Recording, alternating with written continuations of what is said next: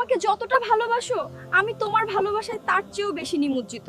কিন্তু আমার রব আজ্জা ওয়াজাল্লার ভয় আমাকে এই পাপ থেকে বিরত রাখছে। বনি ইসরায়েলে এক কসাই ছিল যে তার প্রতিবেশীর এক কন্যার প্রেমে পড়ে গিয়েছিল। ঘটনাক্রমে একদিন সেই কন্যার মালিক তাকে অন্য গ্রামে কোনো এক কাজে পাঠায়। কসাই সুযোগ বুঝে চুপচাপ তার পিছু নেয়। যখন কন্যাটি জঙ্গলের রাস্তা দিয়ে যাচ্ছিল, হঠাৎ কসাই তার সামনে চলে আসে। সে তাকে থামিয়ে দেয় এবং গুনাহের দিকে প্রলুব্ধ করতে থাকে। কন্যাটি যখন তার মতলব বুঝতে পারল, তখন অত্যন্ত বুদ্ধিমত্তা ও আল্লাহর ভয়ের সাথে বলল, হে যুবক, এই পাপে লিপ্ত হইও না। সত্য তো এটাই যে তুমি আমাকে যতটা ভালোবাসো আমি তোমার ভালোবাসায় তার চেয়েও বেশি নিমজ্জিত। কিন্তু আমার রব আজ্জা ওয়াজাল্লার ভয় আমাকে এই পাপ থেকে বিরত রাখছে। এই কথাগুলো তীরের মতো কসাইয়ের হৃদয়ে গিয়ে বিঁধল। সেই মুহূর্তটি তার জীবন বদলে দেওয়ার মতো প্রমাণিত হলো। সে বলল, তুমি যখন আল্লাহকে এত ভয় পাও, তবে আমি আমার পাক পরওয়ারদিগারকে কেন ভয় পাব না? আমিও তো তারই বান্দা। যাও, নির্ভয়ে চলে যাও। এ কথা বলে কসাই সত্যিকারের তওবা করল এবং ফিরে এলো। পথে তার প্রচণ্ড তৃষ্ণা পেল। গরম এত বেশি ছিল যে প্রাণ ওষ্ঠাগত হওয়ার উপক্রম হলো এবং আশেপাশে কোনো পানির চিহ্নও ছিল না। এরই মধ্যে তার সাথে সেই সময়ের এক নবীর কাসেদের দেখা হলো।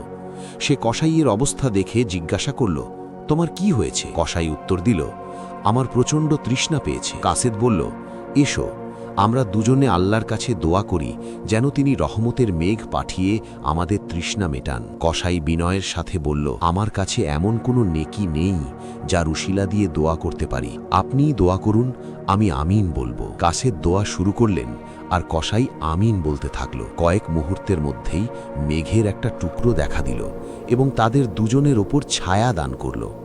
সেই মেঘ তাদের সাথে সাথে চলতে থাকল যতক্ষণ না তারা গ্রাম পর্যন্ত পৌঁছল। যখন দুজন আলাদা হতে চাইলেন, তখন এক আশ্চর্যজনক ঘটনা ঘটল। মেঘটি কাসেদের সাথে নয়, বরং কসাইয়ের সাথে সাথে যেতে লাগল। কাসেদ অবাক হয়ে তাকে ডাকলেন এবং বললেন, তুমি তো বলছিলে তোমার কাছে কোনো নেকি নেই, তবে এই বিশেষ রহমত তোমার ওপর কেন হচ্ছে? সত্যি বলো, তুমি কি আমল করেছ? তখন কসাই সম্পূর্ণ ঘটনাটি খুলে বলল। এটি শুনে কাসেদ বললেন, আল্লাহর দরবারে খাঁটি তওবাকারীদের মর্যাদা অনেক ওপরে। গুনাহ করা মানুষ হবার প্রমাণ, কিন্তু গুনাহ থেকে তওবা করা মুমিন হবার পরিচয়। বন্ধুরা, এই ঘটনা আমাদের মনে করিয়ে দেয় যে কখনো আল্লাহর রহমত থেকে নিরাশ হতে নেই। একটি খাঁটি তওবা মানুষের ভাগ্য বদলে দিতে পারে এবং আল্লাহর বিশেষ রহমতের কারণ হতে পারে।